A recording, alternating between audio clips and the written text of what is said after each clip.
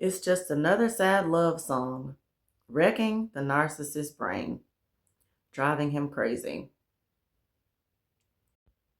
to the point of no return, making the narcissist completely hit the ceiling, turning the narcissist into a complete grouch pouch. If you know what it's like to see a narcissist come unglued when they hear a love song, if you know what it's like to have them hit the ceiling when they hear a love ballad, if you know what it's like to have the narcissist cut the fool on you when they hear a love song, then hit the like button on this video. Tell me all about it in the comments and subscribe to my channel. Let's talk about this subject today. If you are new to the channel, I want to take this time to say hello to you. Thank you so much for coming over and joining us, Marvelous Lights.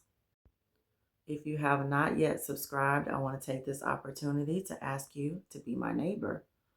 Go ahead and subscribe to my channel, and let's continue on our healing journey together as we navigate through dealing with past trauma and abuse from a narcissist, as well as getting closer to the Lord and Savior Jesus Christ.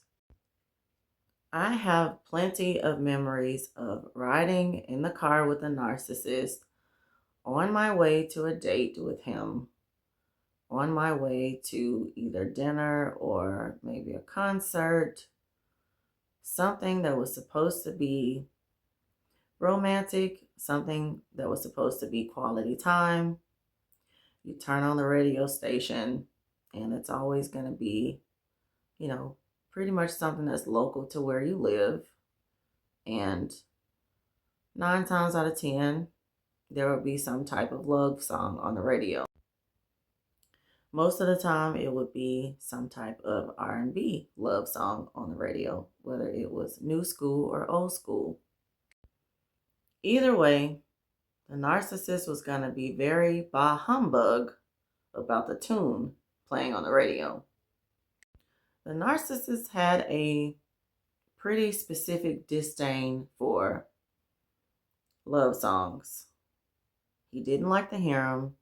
He felt like they were full of drama, as he would call it, especially if it was a man singing a love ballad. He had particular problems with those. For example, he had a particular dislike for the artist named Joe, and a particular dislike for one song in particular.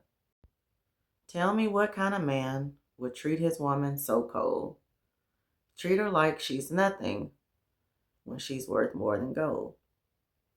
Girl, to me, you're like a diamond. I love the way you shine. $100 million treasures I give the world to make you mine. He was Jekyll before the song came on the radio. And by the time he heard the song, he became Mr. Hyde. Mr. Hyde that made me want to go run and hide. The narcissist would start to do some mumbling and some complaining. He would switch the radio to another station very fast. He was very, very uncomfortable with songs like that. I really do think a lot of these songs probably triggered something that happened to him, in his love life prior to me, and maybe even something from his teenage years. I think these type of songs just really had him extremely bothered and extremely annoyed. Depending on the song, the artist, and the verbiage that was in the song, it would determine what type of reaction he was going to have. Sometimes it would be just a sigh and a blow. Sometimes it would be extreme anger to the point to where he's throwing things and hitting things. Sometimes it would be to the point to where you caught an insult. He would insult you for liking the song or listening to it. Sometimes he would make a sly remark. I remember one time when an R&B artist came out with a song, and it was There Goes My Baby. And I thought it was a sweet love song. I felt it was very romantic. And I even said those words when, we heard the song and saw the video. I said, "Oh, that's so sweet. That's so romantic. Somebody is singing to their lady." And what did I say that for? A narcissist had a complete meltdown. And he started to throw out stereotypes about women of color. And he said that we live in a fantasy land and that no man is that sweet, no man is that nice, no man is that romantic. And he went on a rant. He went on and on and on with these type of words, and I just had to leave the room. The narcissist was sprinkling haterade all over the place. I also think that the narcissist was triggered because of his own behavior. The narcissist knew that he wasn't particularly romantic unless he had some type of agenda to accomplish. He knew that he wasn't necessarily a sweet person because he knew that he was kind of a tyrant and mean, and he would, do hurtful things like cuss you out and strike you and things like that. So he knew that he wasn't, romantic or sweet. And narcissists don't like the idea of being compared to other people.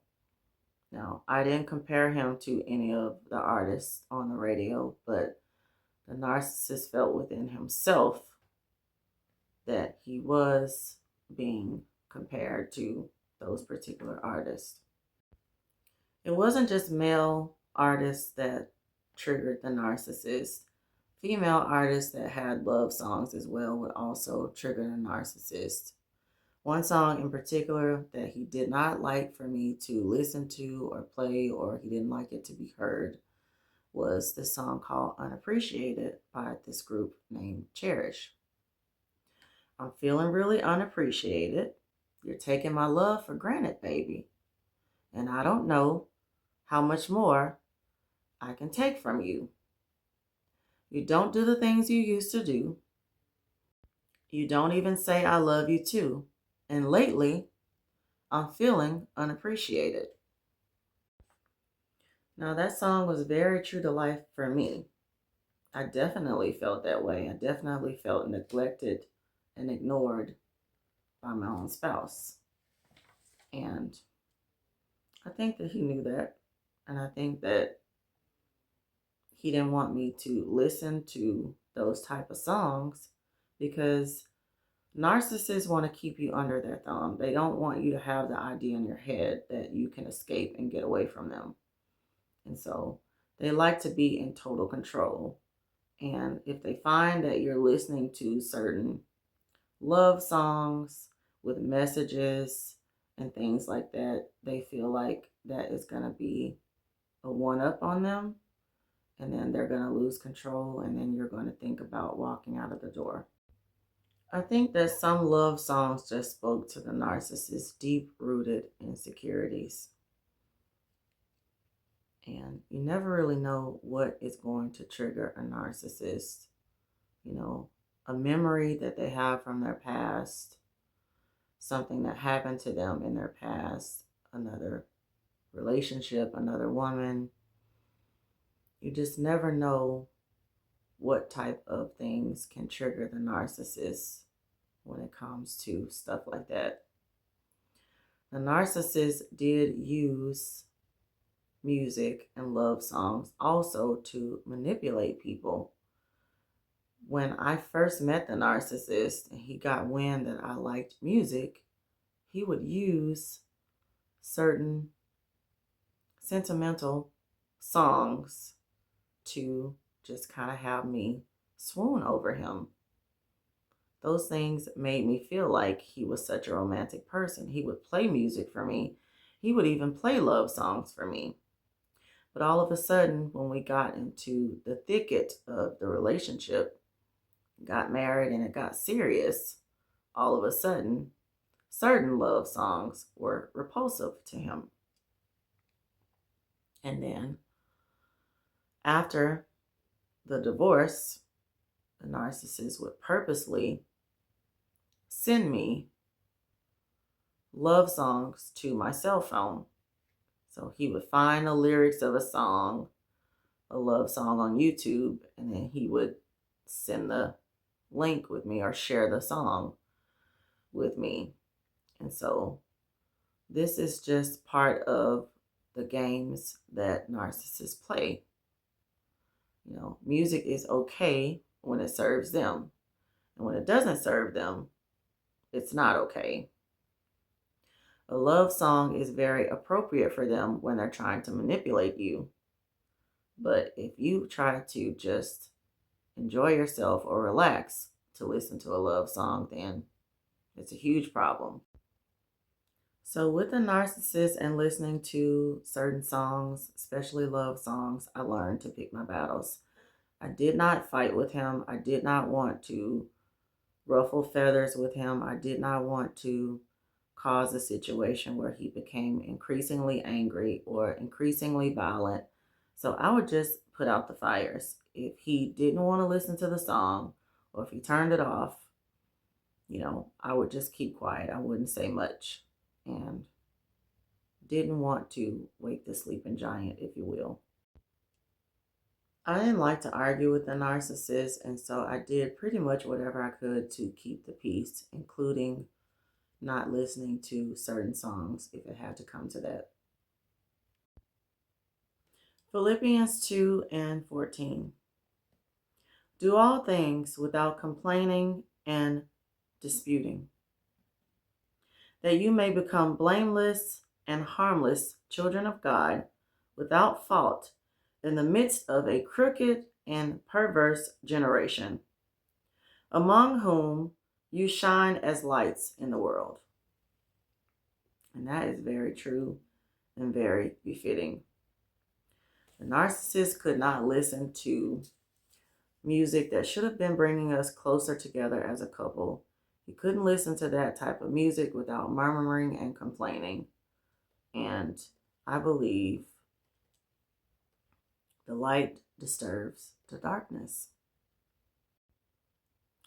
Even if there was a song that really triggered the narcissist, I do believe that he could have handled it a lot different than he did a lot of times. He could have just simply explained himself without the anger. He could have just tried to talk to me about it without the sly remarks, without taking jabs and punches. He could have very well explained himself without acting a fool. I do believe that the narcissist took aspects such as love and romance and perverted it. We couldn't have love and romance in our own marriage, and I think that's very sad. 1 Corinthians 10 and 10. This is a commandment that says, do not. Do not complain, as some of them also complained and were destroyed by the destroyer. So there again, trying to set a romantic mood or experience for the spouse, for the date, and it didn't go well at all. Sometimes there's nothing you can do to make sure the narcissist is not upset because they have intentions of getting upset. They don't like peace. They don't like harmony. And so that breeds chaos and discord. It is best for us to walk with people who agree with us. It's best for us to be yoked with people who are equal to us. It's best to have love and romance with someone that you're on the same page with. And whenever you're not on the same page, you make efforts between the two of you to come to some type of agreement, to make peace with each other. Find that person that you can pump up the jams with. Find that person who's going to be in harmony and in sync with you. Find the person that you fit with. Find the person where none of your love songs will ever be sad.